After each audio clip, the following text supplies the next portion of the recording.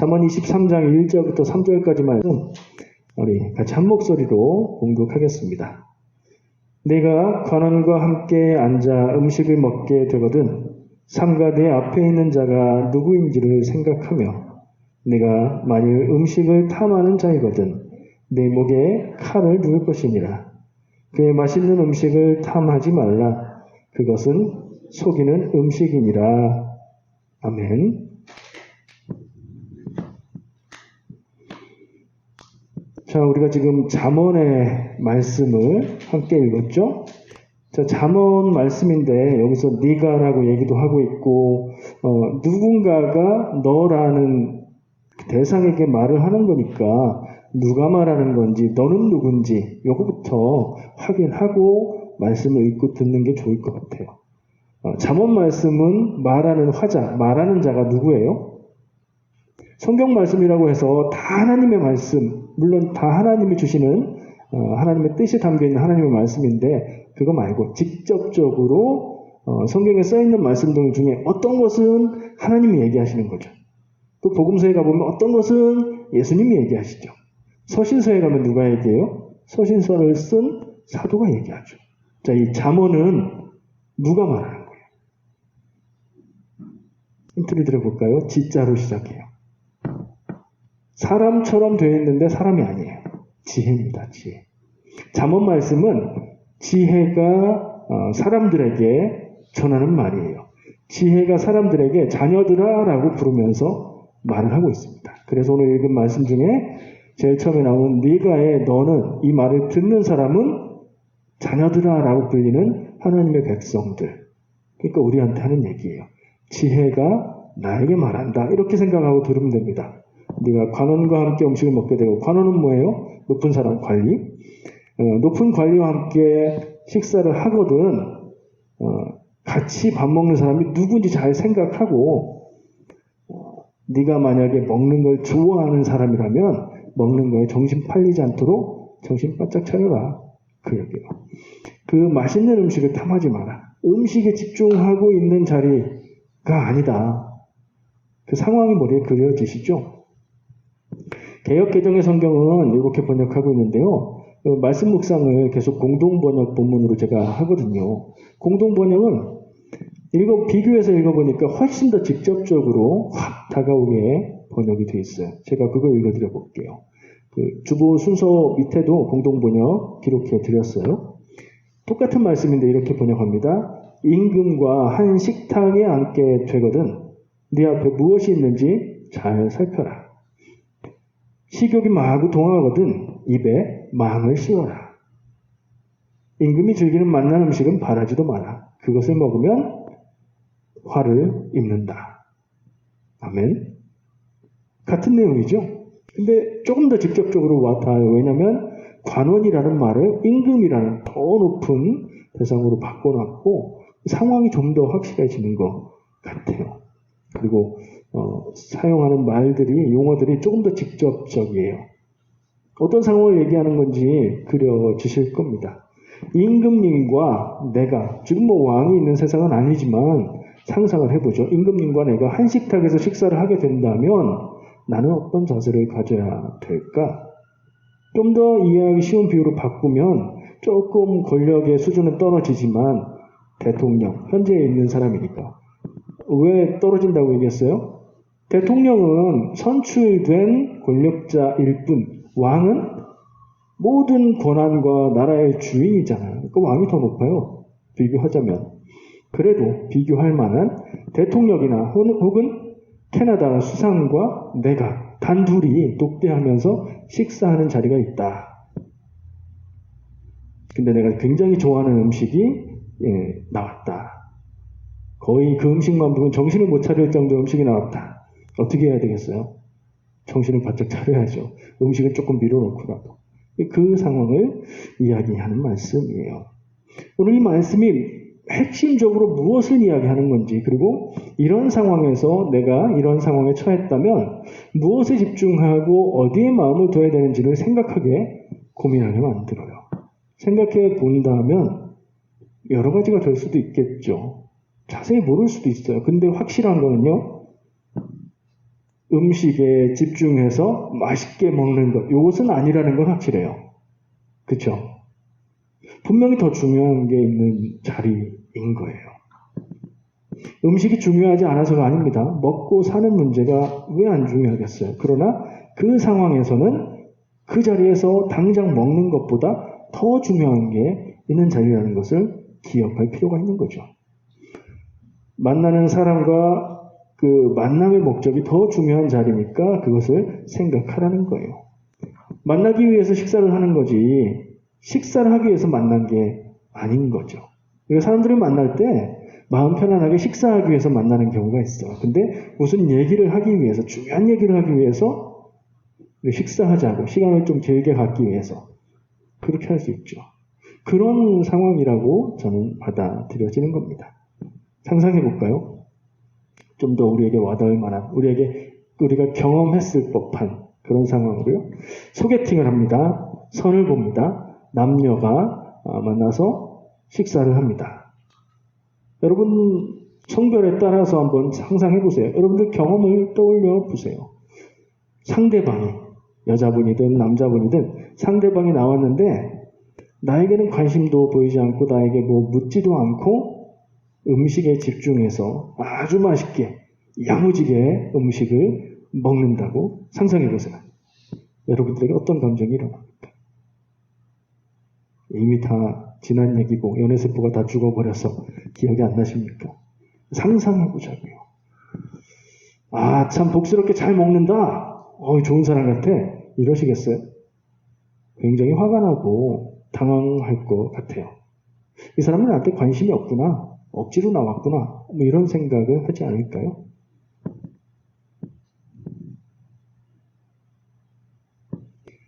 이런 상황은 오늘 그 말씀에서 얘기하고 있는 상황에서 음식에 집중하는 것이나 지금 상상해보자고 한 얘기에서 중요한 자리인데 그 만남, 그 관계에 집중하지 않고 음식에 집중해서 먹는 이런 모습은 상대에 대한 예의가 아니죠.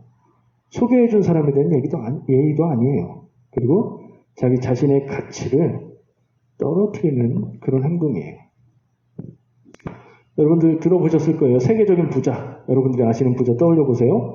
기업가, 가치 투자의 귀재라고 불리는 워런 버핏이라는 사람이 있어요. 저는 모르는 사람인데 유명하대요. 워런 버핏과 점심 식사를 경매로 판다고 하죠. 그러니까 그 사람과 점심 식사할 수 있는 기회를 경매에 붙여서 돈을 많이 내는 사람한테 낙찰돼서 그 사람이 점심 식사를 함께 같이 한다는 거예요. 같이 해보고 싶으세요? 영어로 해야 돼서 좀 부담스럽지만. 얼마까지 경매가? 그러니까 경매니까 금액이 달라지잖아요. 54억 원까지 경매가 됐었대요. 뭐 한 50억, 40억 막 이렇게 되는 거예요. 한 번 식사하는 자리를 갖는 기회인데 경매니까 경쟁하는 거예요. 너도 나도 하겠다고 계속 돈을 올려서 54억까지도 갔었대요. 그 사람과 식사 자리를 하면 맛있는 음식을 먹는 게 중요할까요? 그 사람을 보고 그 사람과 대화하고 뭔가 얻어내는 게 중요할까요? 사람들은 무엇을 위해서 그 사람과 식사 자리에 3시간이 주어진다고 하거든요. 3시간 동안 또 1대1로 혼자만 만나는 게 아니고 동반 7인까지 같이 합석할 수 있대요.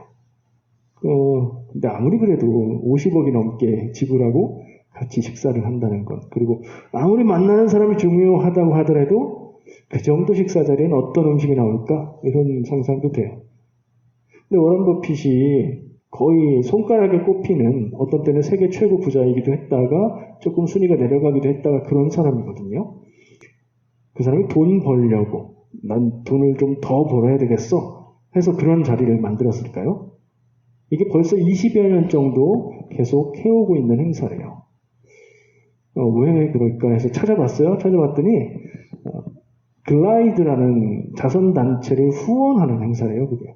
그러니까 경매에서 낙찰해서 그 돈을 내면 그 돈이 글라이드라는 단체로 들어가는 거예요. 그러니까 기부하는 거죠.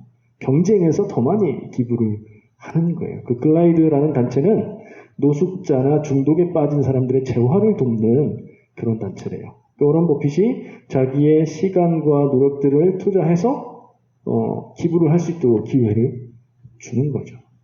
좀 조사를 해봤더니 그 글라이드라는 단체가 친환적인 그 베이스를 가지고 있는 그런 단체고, 또 남매기 같지 않은 게 미국의 연합감리교회 UMC하고 깊은 관계가 있어요. 지금은 따로 떨어지긴 했는데 그래서 하여튼 관심이 가더라고요. 그게 중요한 게 아니라. 자, 워런 버핏과 함께 식사를 합니다. 여러분들은 뭐 하시겠습니까? 야, 50억 원을 냈는데 어떤 음식이 나올까? 음식에 기대를 하시겠습니까? 아니면 이 사람이랑 만나서 3시간 동안 이것도 하고 저것도 하고 이것도 묻고 저것도 묻고 해야 되겠다, 이런 생각을 하시겠습니까? 그 사람이 도대체 어떤 사람이길래 그 사람과 만나서 대화하고 식사하는데 그렇게 많은 돈을, 물론 기부지만 그 정도의 돈을 투자하면서 그렇게 할까요? 그 만나면 음식 먹는 자리는 아닐 거고요. 그 사람과 대화해서 그 사람에게 말을 듣기도 하겠지만 그 사람이 가지고 있는 경험들, 그죠? 그리고 그 사람이 소개해 줄 수 있는 인맥들만 잘 연결이 돼도 그 기부한, 투자한 금액 이상의 가치가 될 수 있지 않을까요? 사람들은 그것 때문에 그렇게 큰 돈을 지불하고 그 시간에 참석하는 걸 거예요. 싼 음식이 나오진 않겠죠. 비싼 음식, 좋은 음식이 나온다고 해서 막 음식에 집중해서 이거 굉장히 맛있네요, 이거 먹어보세요, 이러시겠어요? 아닐 거라고요. 임금님과 식사 자리든 높은 양반과의 식사 자리든 집중해야 될 건 이거예요. 그 자리, 그 순간에 뭐가 중요한가? 이런 표현 많이 쓰더라고요. 무엇이 중요한디? 뭐가 중요하냐 이거예요, 그때. 음식이 중요하냐? 음식 먹는 식사 자리이긴 하지만 그게 아니라 그 순간은 우리가 집중해야 될 다른 것이 있다 라는 생각을 하게 돼요. 성경을 읽다 보면요, 복음서 누구 얘기가 나와요? 예수님 얘기 나오죠. 예수님 얘기가 많이 나오는 복음서에 그런 생각 해보셨어요? 유독 먹는 얘기가 많이 나옵니다. 예수님이 누구네 집에 초대받아서 가서 식사를 했고, 최후의 만찬도 식사 얘기고, 오병이어 얘기도 밥 먹는 얘기고, 예수님이 십자가 죽으신 이후에 부활하고 나서 제자들이 고기 잡고 있을 때 그들에게 가서 아침을 차려주기도 하시고, 먹는 얘기가, 예수님과 함께하는 식사 자리 얘기가 되게 많이 나오죠. 많이 나오는 편인 것 같아요. 근데 그 장면에서 오병이어나 몇몇 내용들은 그 음식의 메뉴를 기록하고 있지만 그 식사 자리에 대한 이야기를 하고 있는데 메뉴는 뭐였고 그 맛은 어땠고 생선구이가 일품이었고 이런 묘사가 있어요? 없어요. 성경 말씀에서 예수가 그리스도다, 예수가 우리의 구원자다라고 하는 복음을 전하는 복음서에서 예수님의 식사 자리를 묘사하고 있지만 음식에 집중하지 않고 있어요. 음식이 중요하지 않다는 얘기 아니에요. 음식, 맛있는 거 먹는 거는 굉장히 중요한 일이고 우리를 행복하게 만드는 일이에요. 그러나 그거보다 더 중요한 자리, 그거보다 더 중요한 것들이 있는 때가 있다는 걸 기억해야 된다는 거죠. 여러분이 만약 예수님과 식사 자리가 생겨서 식사하게 됐다. 무엇을 집중해서 보시겠습니까? 무슨 말을 하시겠습니까? 예수님께 무슨 말을 듣고 싶으십니까? 음식이라는 게요, 먹는 것 딱 하나만 얘기하는 게 같지는 않아요. 제가 읽고 생각하고 묵상하다 보니까 사는데 필요한 기본적인 것들, 모든 걸 다 얘기하는 것 같아요. 먹는 거, 사람으로서 생존을 위해서 먹어야 되죠. 잠도 자야 돼요. 추우니까 옷도 입어야 돼요. 추위를 피하고 안전하게 해줄 집도 있어야 되고 이동할 수 있는 차도 있어야 되고 이런 기본적인 조건들이 많이 있어요. 그런 것들을 다 상징하는 것 같아요. 근데 사람이 너무 기본적인 욕구에만 충실하게 살면 뭐라고 부르죠? 사람인데 기본적인 욕구에 충실해요. 열심히 먹어요. 열심히 먹고 화장실 가요. 그리고 시간 나면 열심히 자요. 먹고 자고 뭐 이런 기본적인 본능적인 욕구에 충실하게 사는 사람을 사람인데 뭐라고 불러요? 짐승이라고 부릅니다. 사람을 짐승이라고 부르면 그건 욕이에요. 모욕입니다. 왜 그렇죠? 사람은 짐승하고 다르다고 생각하거든요. 다른 말로 표현하면 사람이나 짐승이나 같은 카테고리로 말하면 뭐죠? 동물이에요, 동물. 누구랑 얘기할 때 사람이 동물이 아니다. 그래서 그럼 사람이 식물이냐? 이렇게 말하기도 하는데 사람도 동물, 짐승도 동물. 그렇죠? 그런 점에서 같아요. 그러나 짐승, 사람이라고 구분하는 건 같은 거 아니에요. 구분하는 말이에요. 짐승은 짐승이고 사람은 사람이에요. 사람이 동물이지만 달라요. 뭐가 다를까요? 사람에겐 영혼이 있다? 동물에게 영혼이, 다른 짐승에게 영혼이 없는지 있는지 우리가 어떻게 알아요? 우리가 그렇게 생각하는 거죠. 생각해보니까 저는 짐승은 오늘만 사는 동물 존재인 것 같아요. 사람을 향해서 짐승이라고 말하는 건 오늘만 사는 사람인 거예요. 배고프면 먹고, 졸리면 자고, 하고 싶은 것만 하고, 하기 싫은 거 안 하고. 그렇게 살면 사람인데 짐승이라고 불러요. 그죠? 그건 굉장히 모욕적인 거죠. 유명한 말이 있어요. 여러분들이 뒷부분을 한번 맞춰보세요. 제가 앞부분을 얘기해 볼게요. 배부른 돼지가 되는 것보다 배고픈 누구? 뭐예요? 네. 배고픈 돼지보다 배부른 소크라테스가 되겠다. 존 스튜어트 밀이라는 사람이 한 말이라고 알려져 있어요. 근데 제가 또 조사해봤잖아요. 조사 잘하잖아요. 조사해보니까 이게 그 사람이 한 말은 맞는데, 원래 한 말은 이게 아니고 줄인 거래요, 그게. 원래 말은, 만족한 돼지보다는 불만족한 인간이 되는 것이 낫다. 만족한 멍청이보다는 불만족한 소크라테스가 낫다. 이 두 문장을 줄이고 합해서, 배부른 돼지보다 배고픈 소크라테스가 낫다. 이렇게 표현을 했대요. 귀에 쏙 들어오는 표현이죠. 근데 원전하고는 조금 변형이 된 것 같아요. 배부른 소크라테스가 되면 안 될까요? 그러면 좋겠다 하는 생각도 들어요. 그냥 소크라테스까지는 아니더라도 그냥 배부른 보통 사람 하면 안 될까요? 우리는 그런 거 좋아하죠? 근데 그 얘기가 아니죠. 배부른 거에 집중하지 말자니까요. 먹는 거에 집중하지 말고 그 존재가 짐승이냐 사람이냐. 사람인데 짐승 소리 듣고 살면 안 되죠. 오늘 말씀의 제목을 제가 뭐라고 했어요? 성도의 품격. 저는 그 제목을 왜 그렇게 달았냐면 지금 얘기하고 있는 짐승과 사람 그리고 믿지 않는 사람과 믿는 사람을 생각해 봤어요. 짐승의 품격이 있다면 본능에 충실하게 열심히 그냥 오늘을 사는 것. 그렇죠? 미래가 없어요. 미래를 생각하면서 사는 동물 별로 없습니다. 사람은요, 미래를 살죠. 앞으로 될 일들을 바라보면서 현재의 힘들고 불편하고 괴로운 것을 견디고 노력할 줄 아는 존재가 사람.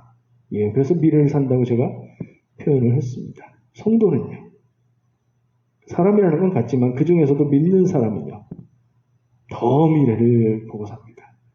이 세상의 삶, 그 이후, 이 세상에서 사는 삶이 끝난 그 후를 바라보고 믿고 거기에 소망을 두고 현재의 이 삶을 살아가는 사람이에요. 그래서 성도는 지금 배가 고파도 괜찮습니다. 그래서 성도는 지금 가난해도 괜찮습니다.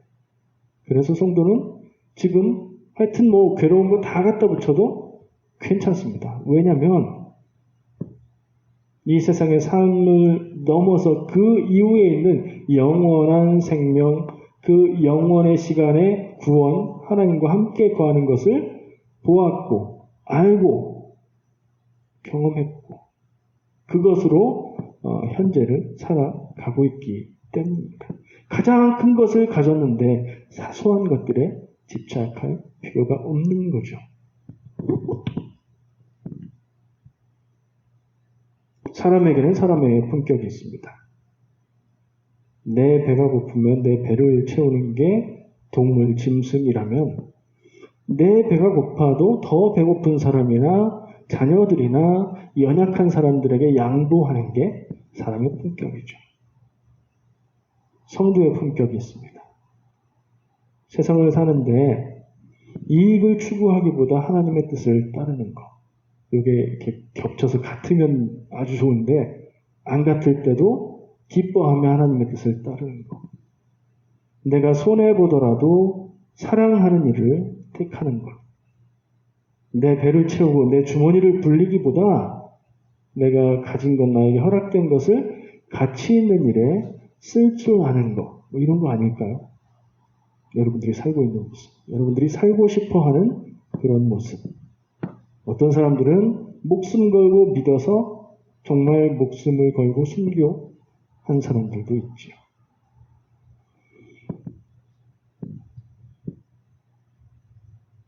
인간의 품격은 인간으로서 중요한 것을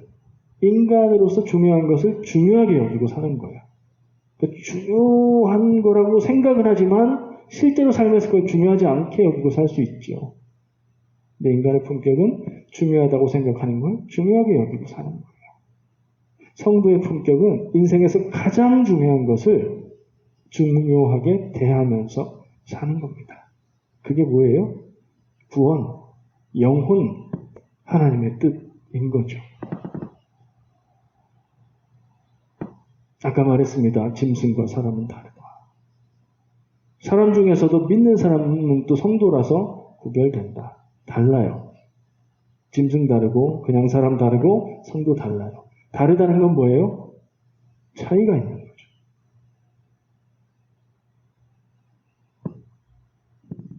다름은 거룩함입니다. 그 거룩하다는 신앙의 용어가 있는데 그게 어떤 신비롭고 놀라운 그런 걸 표현하는 게 아니라 다르다는 거예요. 그 원어 자체의 의미가 다르고 구별된다는 말이에요. 성도는 사람인데 다른 사람들과는 다르네. 사는 게 다르네. 왜 다른가 봤더니 중요하게 여기는 게 다르네. 보는 게 다르고 생각하는 게 다르고 마음에 품은 게 다르기 때문에 그렇습니다. 그것을 지키고 사는 것이 성도로서 성도의 품격을 지키는 것이라고 말씀을 드립니다. 우리는 어떻게 믿음 없는 사람들과 다르게 살아갈 수 있을까요? 하나님을 믿으면서 또 예수님을 믿습니다. 그 믿음은 어디에서 오나요? 그냥 믿어야 된다는 당위성? 아니요. 경험에서 옵니다. 하나님을 만나고 예수님을 만나고 복음의 능력을 느끼고 경험했기 때문입니다. 여러분들 왜 교회에 출석하고 교회에 출석 못하는 상황에서라도 왜 믿음을 지키고 살고 있습니까? 내가 살아온 경험 속에서 하나님을 만났고 하나님의 뜻을 깨달았고 하나님이 인도하시는 그 뜻이 우리가 갈 길이라고 믿기 때문이죠. 경험에서 옵니다. 성도는요, 복음을 삶으로 사는 사람입니다. 성도는 하나님 믿어서 복 받는 사람이 아니고 성도는 복음을 믿어서 복음대로 사는 사람이라고요. 세상 사는 것은 눈에 보이는 모습이 다가 아니라고 생각하고요. 하나님의 인도하심이 있다는 것을 믿고 따라 살아가는 사람이 성도입니다. 예수 그리스도께서 열어주신 구원의 문을 통해서 영혼이 구원받아서 영원한 생명으로 변화된 경험을 가지고 살아가는 사람이 성도입니다. 여러분 그렇게 살아가고 계시죠? 세상을 살면서 성도의 품격을 지키고 드러내고 살기를 축복합니다. 그것이 여러분의 능력이 되고 여러분의 기쁨이 되고 여러분들의 감사의 제목이 되기를 축복합니다. 기도하겠습니다. 나를 사랑하시는 하나님 참 감사합니다. 오늘 말씀을 통해서 하나님의 뜻을 다시 한번 생각해 봅니다. 나는 성도라고 불릴 수 있는 사람인가? 나에게 참 믿음이 있는가? 나는 영원히 그리고 가장 중요한 것을 알고 깨닫고 바라보며 살고 있는가 질문해 봅니다. 그리고 축복합니다. 우리 모든 성도들이 주님 안에서 그렇게 성도의 품격을 가지고 살아갈 수 있도록 인도하시고 지켜주시고 능력을 허락하여 주시옵소서. 예수님의 이름으로 기도합니다. 아멘.